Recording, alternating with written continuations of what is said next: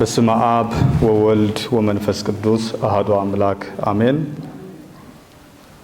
كابزنا لو معنتي زتنبب ونجيل ماركوس معرف شمنته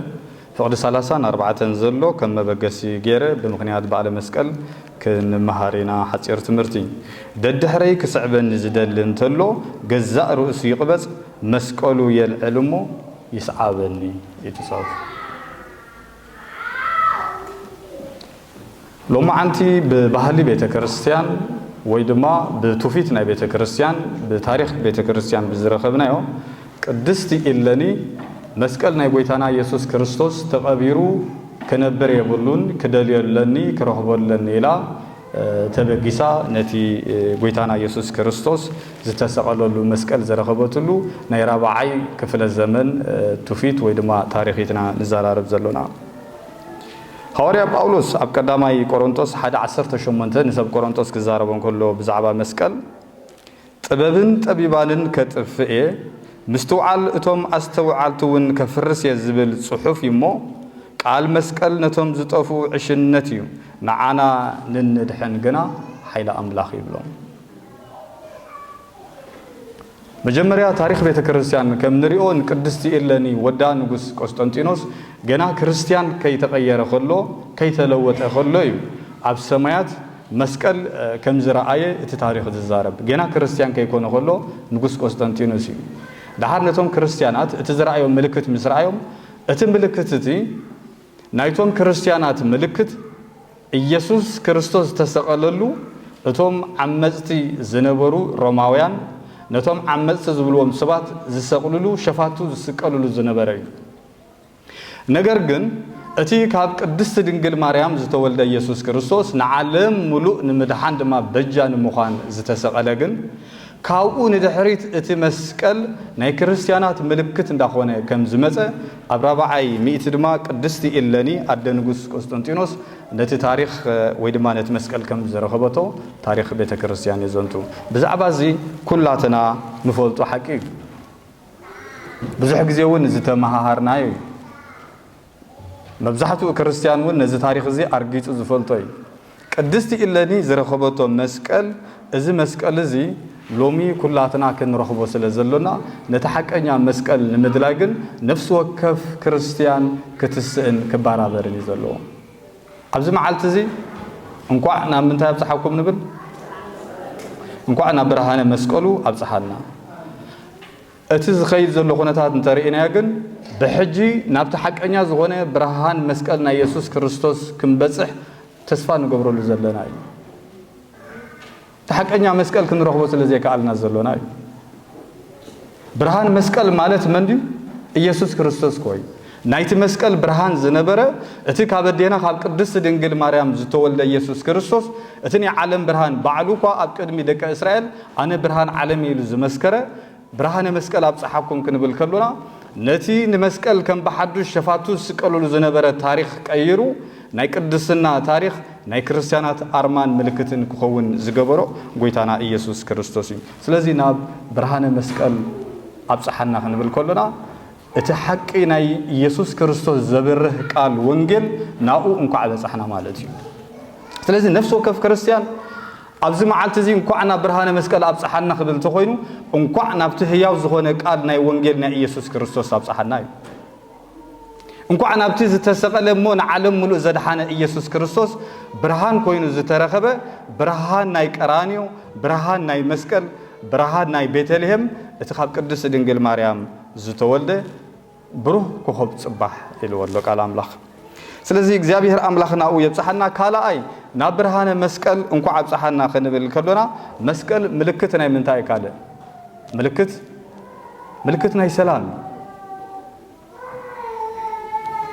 ሰላም ከይገበርና እንኳዕ ናብ ብርሃነ መስቀል ኣብፅሓና ምባል ማለት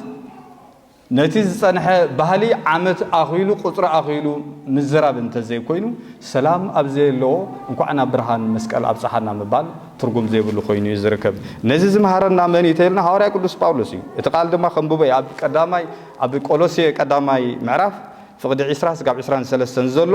ብኡ ብዶም መስቀሉ ገይሩ ሰላም مسجبرة إلو بدم مسكولو غير أنتي مسجبرة من يتسلام زقبر زلو ኢየሱስ ክርስቶስ ነቲ ኣብ ምድሪ ዘሎን ኣብ ሰማያት ዘሎን ዘበለ ኩሉ ንርእሱ ኣተዓረቀ ኢልዎ መስቀል ናይ ሰላም ቦታ መስቀል ናይ ዕርቅ ቦታ እዩ ሰላም ካበይ ዝጅምር ሰላም ካብ ነፍስ ወከፍ ሰብ ካብ ውልቃዊ ህይወትና ይዝጀምር ሰላም ካብ ነፍስ ወከፍኩም ኣይኮንኩና ንዝደልያ ሰላም መጀመርታ ከምቲ ቃል አምላኽ ዝብሎ ተኮይኑ ሰላም ናይ ሰብነተይ ኣነ ሰላም ሰብነተይ ገብር ዘለን መጀመርያ እቲ ካልእ ሰብ ካብ ሰብነቱ ሰላም እንድሕር ገይሩ ነፍስ ወከፍና ምስ ኢየሱስ ክርስቶስ ዘለና ውሽጣዊ ሰላምን ውሽጣዊ ዕርቅን እንተገርና ኣብ ማእከል ኩሉና ሰላምን ዕርቅን ኣሎ ማለት ስለዚህ መስቀል ማለት ምልክት ሰላምን ምልክት ዕርቅን ምልክት ተስፋን ስለዝኾነ እዩ ናብቲ ኢየሱስ ክርስቶስ ዘበሰረና ናይ ትንሳኤ ናብኡ ዝመርሕ ናብኡ ዘብጽሕ ናይ ተስፋ ስለዝኾነ እዩ ቤተክርስቲያንና እንኳን ናብ ብርሃነ መስቀል ኣብጽሓና ንምባል ሙሉእ ዘበን ትበጽሓሉ ናይ ኩላትና ጸሎት ክኸውን ኣለዎ ሰላም ኣጥፊእና ኣብ ርሑቕ ዘሎ ሰላም ንደልለና ሰላም ናይ ውሽጥና ሰላም ናይ ኣብያተ ክርስቲያናትና ሰላም ኣብ ጎረባብትና ኣጥፊእና ማለት እዩ ስለዚ ነፍስ ወከፍ ሰብ ኩላትና ሰላም ምስገዛ ርእስና ዕርቂ ምስገዛ ርእስና ክንገብር ከም ዘለና ናይ ሐዋርያ ጳውሎስ ዝመኸረና ምኽሪ መስቀል ማለት ቀንዲ ትርጉሙ ስለዝኾነ እቲ ክስዕበኒ ዝደሊ መስቀሉ ታ ዝቐለለቲና ንሕና ንገብራ ዘለና መስቀል መጠልጣል ነፍስ ወከፍና ማዕተብ መስቀል ዘለዎ ምግባር መስቀል ምስላም the easiest ولا أنصار مسكن دا جبرك كنسالمن نخيل علينا مالج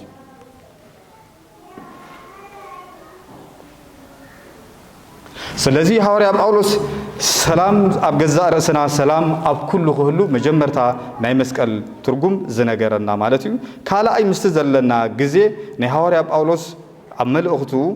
ኣብ ኤፌሶን ምዕራፍ 2:14 ዘሎ ንሱ نزوم كلتا حدا زجبرة نتي أمونغو زنبرة خلكالي قصرن زفرسة سلامنا إلو أمونغو أيهودن سماريان زنبرة نايتسلئي قد زفرسة سلامنا إلو نزوم كلتا دم حدا زجبرة سلامنا إلو نكو أنا برهان مسكال أبصحنا كنبل كلنا نتي أمونغو نازلو قد نايتسلئي ናይ ባእሲ ናይ ህልኽ ናይ ኩሉ ነገር ምስ ፈረሰ ዝመጽ እዩ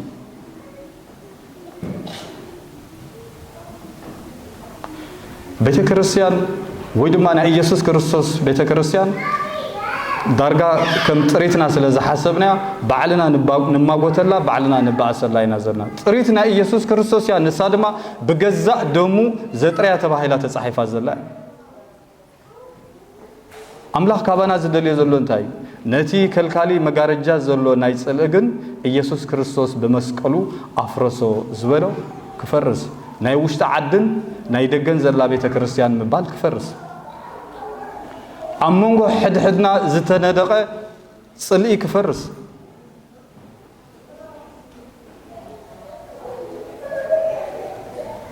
ነዝን ምግባር ድማ እቲ ቀዳማይ በዚ መዓልቲ እዚ ክንሪኦ ዘለና ካብ ቤተ ክህነት ዝመጻ ኣይኮነን ለነፍስ ወከፍ ናይ ምእመናን ሓላፍነት እንተሃልዩ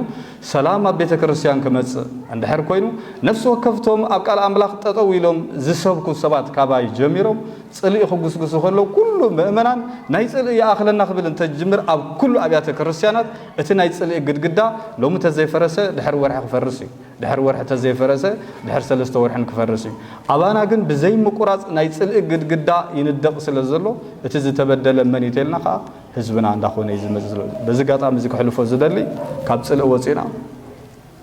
ኣብ ነንሕድሕድና ምንኽኻስ ወፂና ኣብቲ ኢየሱስ ክርስቶስ ዝሃበና ማኣዲ ኩላትና ተኻፈልቲ ተሳተፍቲ ካብ ጽልኢ ሓራ ዝኾንና ነፃ ዝወፃና ነቲ ጽባሕ ንጎ ዝመጽእ ዕርቂ ድማ ካብ ሕጂ እንተጀመርናዮ ልቦና እምበር ጎዳእ እውን ኣይኮነን ካብ ሕጂ ተጀመርናዮ ማዕጾ ናይ ቤተ ክርስቲያንና ንኹሉ ክፉት እንተኾይኑ ንኣገልግሎት بزي ليلان قليلان كله زقلقل بيت كريستيان كنجبران تخيلنا قالوا تأ بيت كريستيانات مسكال صلوا مسجبروا أتي أمو جنا زلوا سلام نمسعن نمعباين እግዚአብሔር የካአሎ ናይ መን ይተሪፍ ዘሎ ናይ ሰባት ይተሪፍ እንበር አምላኽ ዳ ደላዩ እንዲዩ ንሰላም ንዕርቀን ንኹሉ ንሓድነት ንፍቅሪ አምላኽ ወሃበ ፍቅሪ ኢሎ አምላኽ ይጽበይ ዘሎቶም ዘአበና ንሕና ስጋብ ዝኾና እግዚአብሔር ካብ ናይ ጽልእ ግድግዳ ካብ በዴና ማርያም ጌርካ መበለላዕን መንኸኻስን ካብ ኢየሱስ ክርስቶስ መንኸኻስን መበለላዕን ካብ ስላሴ አምጺኻ መበለላዕን መንኸኻስን ነተአማኒ ሓድነቱ ዘምጻሉ እቲ ዘይተማሃረ ወንጌል ህዝብና ድማ ወንጌል ዝመሃረሉ ናይ ሰላም ግዜ ናይ ሓድነት ግዜ ናይ ዕቤት ግዜ ናይ ወንጌል ግዜ ክኾነልና ናይ እግዚአብሔር አምላኽና ቅዱስ ፈቃዱ ይኹነልና እንኳን ኣብ ብርሃነ መስቀሉ ኣብጽሓና ማለት ብርሃን ወንጌል ዝስበኸሉ ማለት እዩ ቃልና ኢየሱስ ክርስቶስ ዝረአሉ ማለት እዩ ነፍስ ወከፍ አማኒ በናይ ሰባት ቃላት ከመላለስ ዘይኮነ በቲ ቅዱስ ጽሑፍ በወንጌል ነፍስ ወከፍና ተመሪሕና ንኽንመላለስ ብርሃን ናይ ወንጌል ብርሃን ናይ ቃል አምላኽ ብርሃን ናይ ኢየሱስ ክርስቶስ ኣብ ሰብነትናን ኣብ አባይትናን ኣብ ኩሉ ኣብ ደቀናን ከኣቱ ንእግዚአብሔር ፈቃድ ይኹነልና ስለ ጸናሐና ግዜና አምላኽ ክብሪ ይኹኖ አሜን